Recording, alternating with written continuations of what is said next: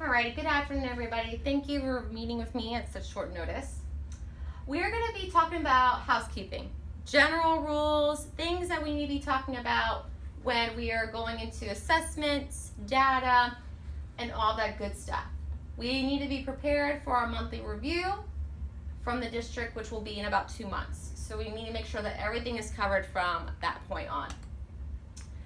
Now, lesson plans.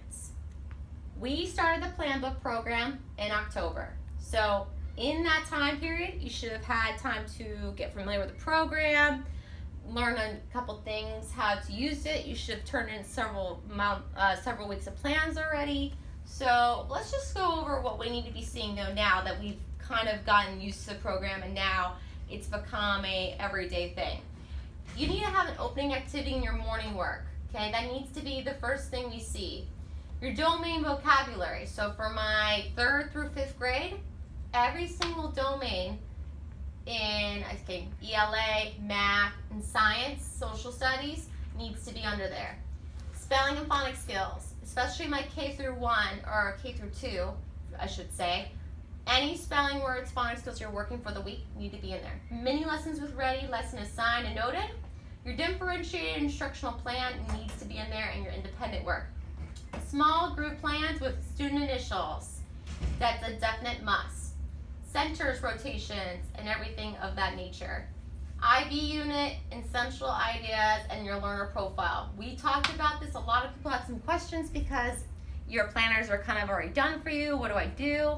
So what we decided is that for your IB unit, the planner that you do for that whole unit, which is 5 weeks, you're just going to attach it to social studies or science or whatever you're doing that week, and you're just going to attach it. You don't have to write anything out, but we do want to see key concepts with questions throughout the day that you have for that week.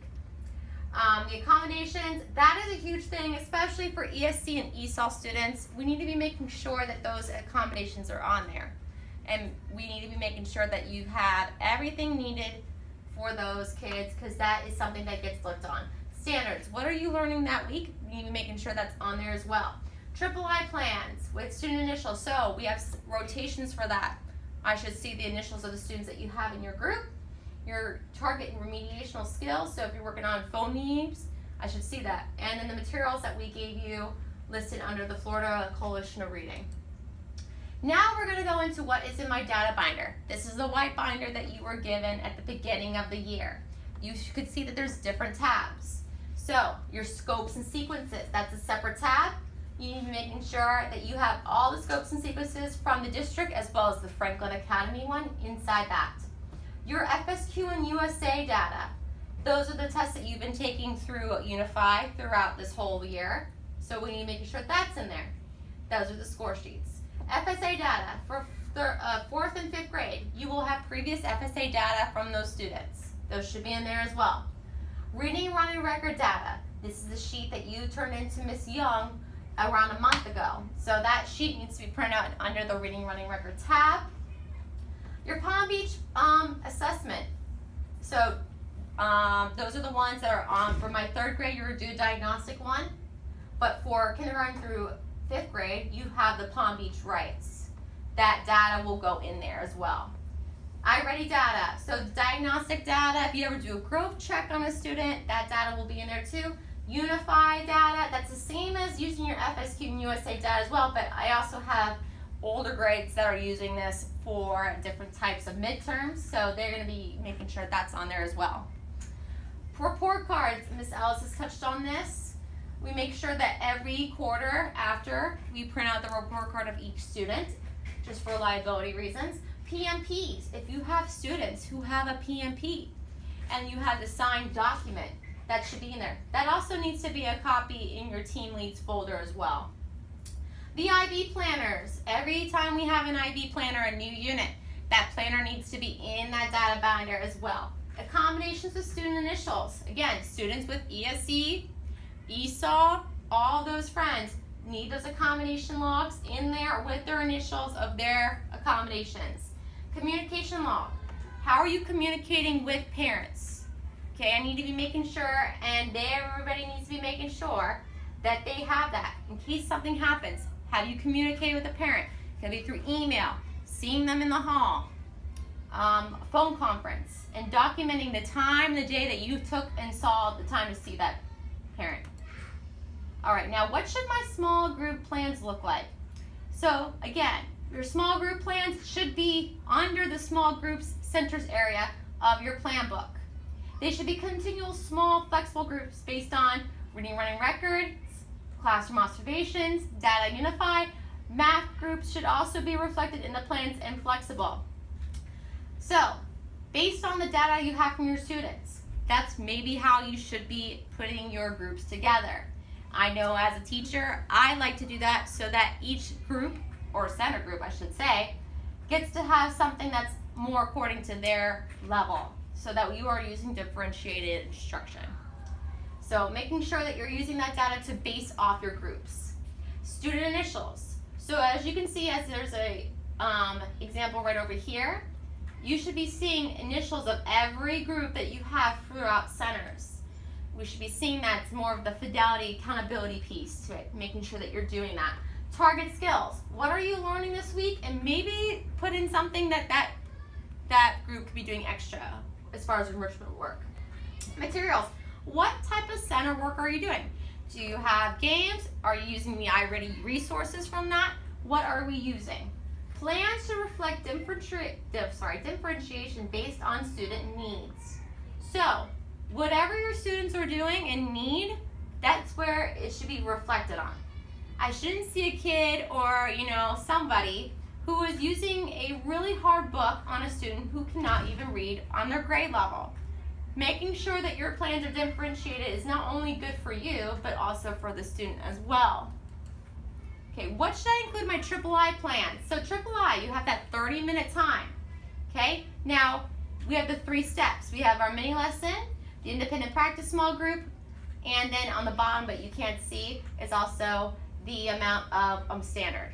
So for per Franklin and district school policies, that is what needs to be happening. This is a mandated thing from our district. It is that 30-minute time for enrichment and help with remedial skills for those friends who can't be on level.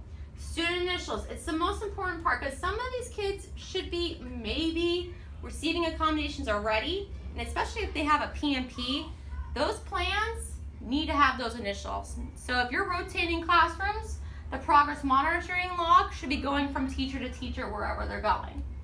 Okay, the target remedial skill, we talked about this before, making sure that the skill that you're working on is on there. So for this lesson plan example, they have vocabulary and phonics. So whatever the skill, and it could just be a basic skill, doesn't have to be anything fancy written on there. Okay, materials, what are you using? We know that for reading, level readers have been the most successful. And for those who have students who need more enrichment, you can be using those questions in the back. The journeys, also those readers' notebooks. You can tear out workbook pages for students to work on. Prerequisite iReady lessons. I love doing this for myself as a teacher, assigning lessons to students who need help on certain skills. You can go in there and assign students with that. Okay, so, and then ReadWorks, great website to print off passages and questions, and other types of websites. I know a lot of people like to do Spelling City and all those great websites that you may have to pay for, however they have some great resources for students. Again, this is what it should look like for the lesson plan when you have for your triple I. So I see the mini lesson, so it shows the skill, it shows the progress monitoring, which is under your independent practice small group. The link, so this link leads to the FCRR resources that Ms. Wilhelm put in that document. And also Genius Hour, so all those. Sorry guys. Please report to the upstairs admin office. Jesse Wallace, please report to the upstairs admin office. Guys. Thank you. All right, everyone okay? Good. All right, so again, the initials of those students. What does differentiation look like in my classroom? So let students pick their own reading material based on their reading level, guide students towards finding their just right book if needed. Okay, so again, if a kid makes their own decisions, they're most likely going to want to read that book. But making sure that that book is on their level is what's best. Step up multiple reading math centers in your classroom or creating differentiation bins based on students' needs. I do this, my groups have different color folders for each center, and they know that their group picks up that folder each time so that their work is organized. Using multiple levels of the same text when possible to instruct students at their level. So Common Lit, all those, they have those types of books. I know that some of the level readers come in the same book, but it's different levels. Using leveled reader organizers again, and then using reading strategies and content areas, as well as building background knowledge, vocabulary monitoring, and classifying, asking questions, summarizing, and visualizing. Again, using those concepts and strategies and reminding your students to use those because, again, if they don't know it, they gotta be reminded. All right, differentiate by scaffolding. We all should know what scaffolding is. We learned this in college. You know, making sure that they are guided through their work and making sure that they know what steps to take for groups or even just individual work. Level task cards, choice boards, assignments, literature circles, and vocabulary and spelling words. For task cards and choice boards, I love Teachers Pay Teachers. It's the best. It's the best website to use to find any of these resources. Adapt assignments using less or more questions and the depth of questions based on level. Mindful grouping, again, making sure that you're grouping those groups the right way. And then flexible grouping, access and reaccessing. All right, now, again, these are some ways that we can use from Bloom's higher order questioning. So knowing, understanding, applying, we want to kind of show these with our lesson plans because throughout the week you should be starting with the beginning of a lesson or wherever you're at or a unit and then moving forward. So that should be implemented using Bloom's. All right, now what types of assessments should I be using? Ready quizzes. So I know third grade has been using those mostly for their assessment because they don't have a lot of FSQs based on the district log. I don't know what happened with that, but that's what they'll be using. FSQs is used as a quiz grade, so I know that everybody uses that. You should be putting that in as a quiz grade in PowerSchool. USA, that is also a test grade, right? Formative assessments from your curriculum. So if you would like to make your own assessment, there are ways of doing that, but please run it by Miss Disney. I know that she's making sure that that's taken care of. Array diagnostics start in December. The schedule will be handed out today. We have the Palm Beach written winter diagnostics starting in January for my older grades, and then computer-based winter diagnostics. So for 3 through 6, those are paper-based. Now, that winter diagnostic for 3rd through 6th is to see what they might be at a level during, FSA time. It's just a quick progression. How many grades should I have? You should have 3 test grades, 4 quiz grades, 3 project grades, and 8 classwork grades per quarter. All right, now how can I document parent communication? Update your weekly page, always update it. My parents are always looking at it. You need to be making sure that's always on there.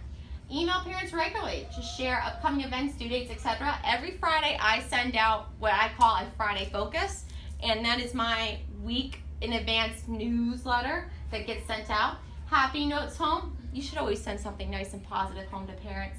For any student who is receiving a DRF, you need to be communicating with those parents right away. You should have several conferences with them, making sure that they have everything under control. Keep conference notes for all parent communication conferences. You should have 2 per student. And making sure you use that conference note sheet that's provided from the district. We should be using that as well. Keep a log for every time you call home, write an agenda, or have a conference. Again, that's why you have a communication log to write down each time you've ever had communication with that parent. If anytime you're uncomfortable with speaking or meeting with a parent alone, reach out to a team member, support staff, or administration. There will be times where you don't want to meet with that parent. It makes you feel uncomfortable, especially my new friends. Please make sure you reach out to somebody. No one really can do it alone. And that's it for today. Thank you, everybody.